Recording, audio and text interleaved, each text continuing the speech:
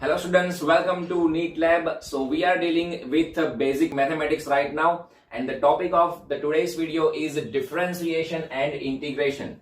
What is differentiation and integration? The introduction of differentiation and integration will be given in this video. Differentiation क्या होता है and integration क्या होता है इसको हम समझेंगे. By the way, differentiation and integration are the mathematical terms, but these two terms, by the way, operations can be applied on our day-to-day life also, which we will study in physics. Okay, कैसे हमें differentiation को, integration को physics में, real life में apply करना होता है, वो पहले हम समझेंगे, and then after we will switch to understand some formula, switch to explain some formula of differentiation and integration. Okay, तो सबसे पहले समझते हैं कि what is integration and what is differentiation. So let us start. Okay, so differentiation and integration. The basic terminology of differentiation, the basic definition of differentiation is that कोई भी बड़ा object होता है उसको अगर हम एकदम स्मॉल पार्ट में डिवाइड करें, बहुत बड़ा ऑब्जेक्ट है, वो बहुत बड़े ऑब्जेक्ट को अगर हम छोटे छोटे पार्ट्स में डिवाइड करें, so that is known as differentiation. Okay, and integration that means it is completely opposite to differentiation. एकदम छोटे छोटे पार्टिकल्स है, वो पार्टिकल्स को ज्वाइन करके हम एक बड़ा ऑब्जेक्ट बनाते हैं, so that is known as, that process is known as integration. Okay, as for example suppose हम कोई मैंगो ले, मैंगो को कट करें, उसके पीसेस करें, so that is not differentiation. But yes, अगर हम मैंगो का जूस निकालते हैं तो हमने जो बड़ा मैंगो था, एक बड़ा ऑब्जेक्ट था, उसको एकदम छोटे छोटे पार्टिकल्स में डिवाइड कर दिया है. So that process can be termed as differentiation. Okay, and integration मतलब छोटे पार्टिकल्स को ज्वाइन करके बड़ा ऑब्जेक्ट बनाना. एज फॉर एग्जांपल आटा लेते हैं हम, आटा में बहुत छोटे छोटे पार्टिकल्स होते हैं, तो उसको हम कंबाइन करके कुछ भी प्रोसेस करके उसके ऊपर रोटी बनाते हैं. So that process will be termed as integration. Right, so these are the basic definitions, or what you can say basic understanding of differentiation and integration. Fine. So differentiation and integration क्या होता है, उसको हम किस तरह से apply कर सकते हैं हमारी डे टू डे लाइफ में, थोड़ा एक अच्छा एग्जांपल लेके समझते हैं. समझो कि हमारे पास suppose there is one person. Okay, कोई एक पर्सन है and that person is travelling from one city to another city by train. Okay, as for example suppose मैं ऐसा कंसिडर कर रहा हूं यहां पे कि a person is travelling from city A to city B. A person is travelling from city A to city B. Okay, A city से B city वो travel. As for example suppose Ahmedabad to Bombay, Ahmedabad to Bombay वो by train travel कर रहा है. Fine. Okay, so he is travelling by train. 5 AM को उसने अपनी journey start करी. दैट मीन्स ट्रेन ने स्टार्ट करी journey. And suppose he reach in Bombay at somehow 2 PM. Okay, somewhat 2 PM पे वो पहुंच गया. Fine. So ये उसकी पूरी जर्नी है. This is the whole journey of the person. Fine. Now this person is very talkative. ये person है वो बहुत ज्यादा talkative, बहुत ज्यादा बातें करता है. So ये अहमदाबाद से बॉम्बे गया. बॉम्बे में उसके फ्रेंड का घर है और उसके फ्रेंड के घर पे जाके वो अपने फ्रेंड से मिलता है, वहां पे रेस्ट करता है थोड़ा. Okay, so he is very talkative. और ये पर्सन क्या करेगा जिसने जर्नी करी है कि वो अपने फ्रेंड को चाय पीते पीते बताएगा कि मेरी पूरी जर्नी में क्या क्या हुआ. पूरी जर्नी जो मैंने 5 AM से लेके 2 PM तक करी, Ahmedabad to Bombay by train, वो पूरी जर्नी में मेरे साथ क्या हुआ, he will be explaining in detail to his friend. Okay, पूरा सब कुछ वो डिटेल में बताएगा. ओके, सो डिटेल में बताएगा मतलब मान लो कि वो 5 AM की ट्रेन थी, तो वो 5 AM को ट्रेन में बैठ गया. मैं ऐसा बोल रहा है कि मैं 5 AM को ट्रेन में बैठ गया. 5:02 में भी ट्रेन नहीं उपड़ी. फिर 5:03 में कोई मेरे सामने दूसरा पर्सन आया, बाजू में कोई ये आया, सामने कोई ये आया. 5:05 पे ट्रेन चालू हुई. 5 o'clock का टाइम था, लेकिन ट्रेन 5 को चालू हुई. फिर 5:10 को ऐसा हुआ, 5:30 को ऐसा हुआ. मतलब what he is doing कि वो अपनी पूरी जर्नी के थ्रू आउट उसकी जर्नी में उसके साथ जो भी हुआ है, उसके अराउंड में जो भी हुआ है, वो सब कुछ डिटेलिंग में एक प्रोसेस, एक इवेंट अपने फ्रेंड को बता रहा है. राइट. सो व्हाट यहां पे डिफरेंशिएशन और इंटीग्रेशन कहां से आया? समझो। तो ये उसकी पूरी जर्नी है, this is the whole journey.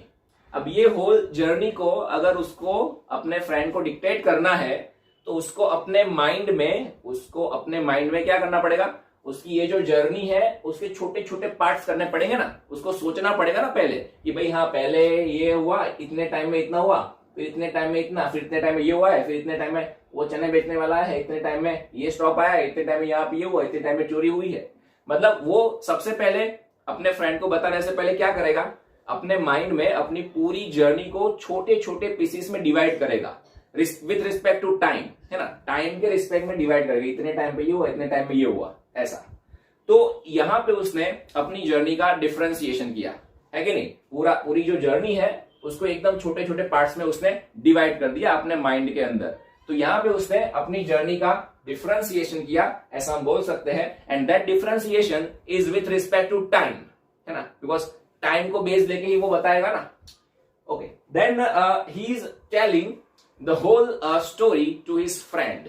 पूरी जो स्टोरी है जो उसके साथ हुआ है वो सब कुछ अपने फ्रेंड को बता रहा है, राइट। तो ये बताते टाइम वो क्या कर रहा है, जो भी उसने छोटे छोटे पार्ट्स किए थे वो सारे पार्ट्स को कंबाइन कर रहा है ना। मतलब जब भी वो अपने फ्रेंड को बता रहा है तब वो अपनी जर्नी के जो छोटे छोटे पार्ट्स है उसका इंटीग्रेशन कर रहा है। And that integration is also with respect to time. वो टाइम के साथ ही पता है पहले ये हुआ, फिर ये हुआ, फिर ये हुआ, राइट। तो एक ही एग्जाम्पल में यू कैन सी, ये एक ही एग्जाम्पल में डिफरेंशिएशन क्या है एंड इंटीग्रेशन क्या है वो हम समझ सकते हैं। ये एग्जाम्पल माइंड में रखना तो बहुत ज्यादा बेनिफिट होगा। Okay, so differentiation and integration, how can we write this differentiation and integration. हमने ये जो एग्जाम्पल लिया है उसमें हम डिफरेंशिएशन एंड इंटीग्रेशन को इंडिकेट कैसे करेंगे, एक्सप्रेस कैसे करेंगे। So let me show you. Differentiation को इंडिकेट करने के लिए हमें ऐसा करना पड़ेगा, डी एंड डी, ऊपर डी और नीचे भी डी। अब ऊपर के डी के बाजू में वो आएगा, वो फिजिकल क्वांटिटी आएगी, या तो वो फेनोमेना आएगा, या तो वो मैथमेटिकल फंक्शन आएगा जिसका हमें डिफरेंशिएशन करना है, बराबर। तो यहां पे पर्सन ने किसका डिफरेंशिएशन किया, अपनी जर्नी का डिफरेंशिएशन किया। तो ऊपर आएगा जर्नी, ऊपर आएगा जर्नी, राइट। और नीचे जिसके रिस्पेक्ट में डिफरेंशिएशन करना होता है वो फिजिकल क्वांटिटी आती है, वो मैथमेटिकल फंक्शन आता है, वो फिजिकल फेनोमेना आता है। तो यहां पे उसने अपनी जर्नी को छोटे छोटे पार्ट्स में डिवाइड किया अपने माइंड में, किसके रिस्पेक्ट में किया, टाइम के रिस्पेक्ट में किया, राइट। तो नीचे आएगा टाइम, नीचे आएगा time. Okay, so this is known as differentiation. Okay, वो पर्सन ने जो डिफरेंशिएशन किया उसको हम इस तरह से एक्सप्रेस कर सकते हैं। बोलेंगे कैसे इसको, differentiation of journey with respect to time, differentiation of journey with respect to time, time के रिस्पेक्ट में जर्नी का डिफरेंशिएशन हुआ है। So this is the way to express differentiation of any physical phenomena with respect to any physical phenomena. Now integration, integration को किस तरह से express करेंगे, तो इंटीग्रेशन को एक्सप्रेस करने के लिए हमें ये साइन यूज करनी पड़ेगी, ये। ओके, एक्चुअली में क्या है कि इंटीग्रेशन मतलब आई है ना उसका फर्स्ट लेटर, तो एक्चुअली में ये ऐसा ही है, ऐसे आई ही लिखा, पहले ऐसे आई ही लिखा जाता जब ये डिस्कवर हुआ तब, इन्वेंट हुआ तब।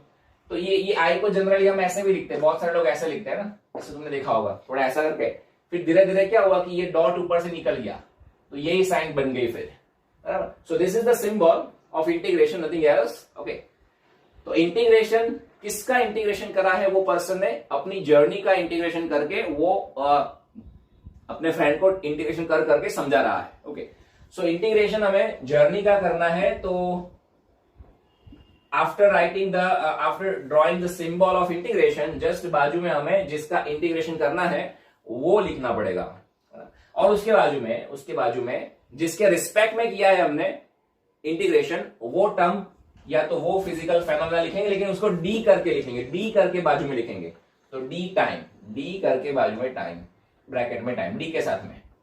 Okay, so that is it, this can be read as integration of journey with respect to time, integration of journey with respect to time. तो इस तरह से डिफरेंशिएशन और इंटीग्रेशन को हम एक्सप्रेस करते हैं, बराबर है। फिर मान लो कि कोई हम मैथमेटिकल टर्म ले, मैथमेटिकल फंक्शन ले, एज फॉर एग्जांपल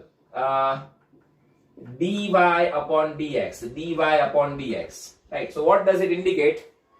इस ऊपर जो है उसका डिफरेंशिएशन होता है और नीचे जो टर्म है उसके रिस्पेक्ट में होता है। तो इसको हम कैसे रीड करेंगे?